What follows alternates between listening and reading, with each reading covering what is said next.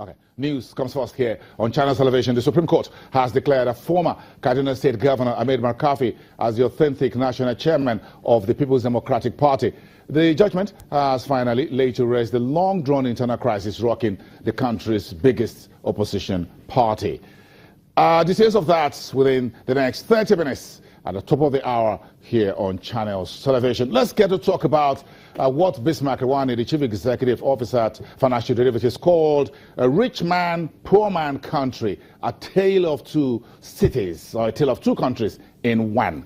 Good morning. It's good to have you here.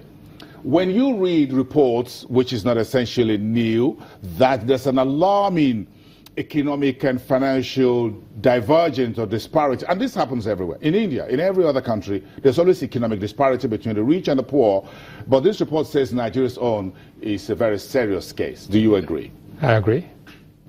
And it's not just income inequality, but more important is opportunity inequality, because it's bad enough to be poor, but it is worse to be hopelessly poor, which means you are hopeless.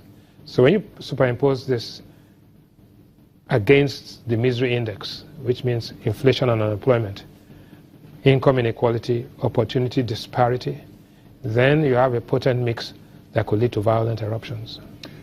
So I'm going to ask you this straight question. Do you think between the existing poverty and opportunity inequality lies the conversation of restructuring? No, restructuring is a political... We talk about restructuring a political arrangement, but that's the elites talking among themselves. The elites, with all due respect, are disconnected from the masses. So the real risk, the risk of a breakdown in social order, a risk of anarchy, has little or nothing to do with what they're talking about political restructuring. Political restructuring is an acronym for positioning yourself for 2019. It's not genuine. The restructuring need is always there, but it's not a crisis. The real crisis is income inequality, opportunity inequality, and disparity in the way the finances of the country are being managed. Okay, let's put some of your very interesting data that your team has put together for us, and we thank you very much as always for this GDP versus income per capita income. That shows you, quite frankly, that Nigeria is growing. We are coming out of a recession, but the growth is still limited. At best, you grow at about 0.8 or 1%, while your population growth is about 2.8 or 3%. No matter what happens, you will be growing, but your people are poorer because there are more new mouths coming in than there are new yams that are being produced. Simply put, more mouths to eat the yam and less yams being produced. It's as simple as simple math. That's the first slide. That's what the first slide speaks to. Yes. Okay, so we're talking about the yam. Now, but let's look at how other countries within the SSA, Sub-Saharan Africa, are faring. So that takes us to Ghana, Angola, South Africa, and we have Nigeria at the bottom of the table. Look at those three sections. Explain that to us. The truth is that the richer you are, the longer you live. Okay? So you see that Ghana has $1,500 income per capita based on their limited resources, but their life expectancy is 61 years. As Nigeria is actually 2,000, and we have life expectancy of 53. But if you look at South Africa, it's $5,273, and they have a life expectancy of 59 in spite of the HIV epidemic that hit them.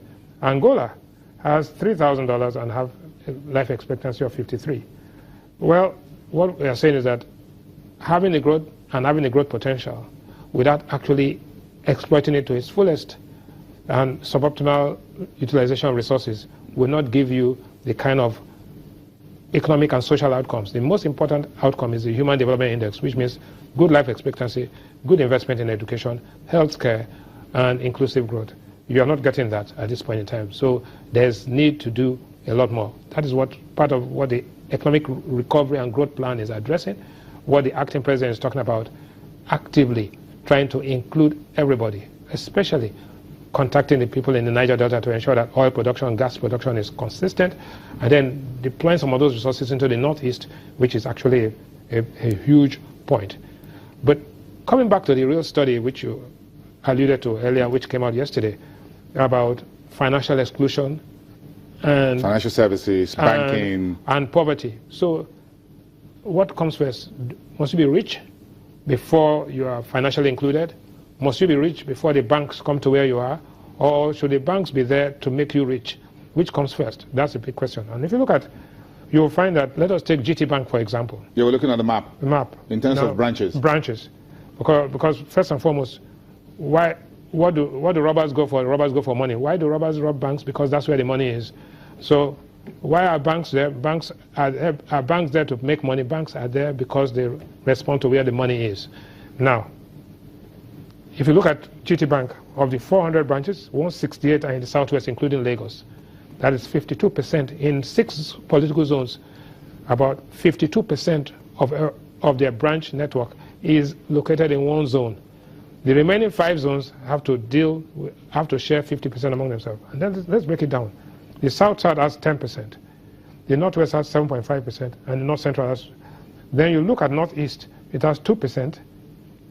And then you will now see that northeast is where there's highest financial exclusion, and northeast is where they have the highest poverty rate. So bank branches are a proxy as to how much resources are in that area. The financial exclusion is the consequence of not having bank representation and financial intermediation in that area.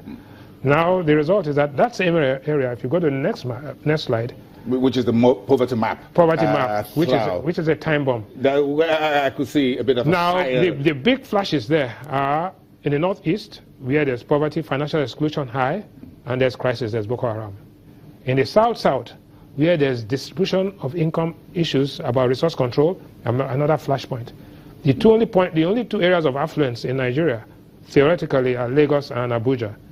The rest is just, there's poverty, there's abject poverty, and there's crisis points. This is very disheartening. Look at the land mass, the entire mass of the northwest and the northeast. If you just put that together, that's about half, or about a little over half of Nigeria. Yeah, in fact, 60%. 60% of Nigeria in poverty. And so we have the green shoots to the west, a little bit of the north central because Abuja is sitting over there. Yes. And if that's spread a little bit to the diplomats live in Abuja and they earn dollars. So that lifts the average income because of the exchange rate parameter. But having said that, so you have Abuja and you have Lagos as elitist and affluent. You have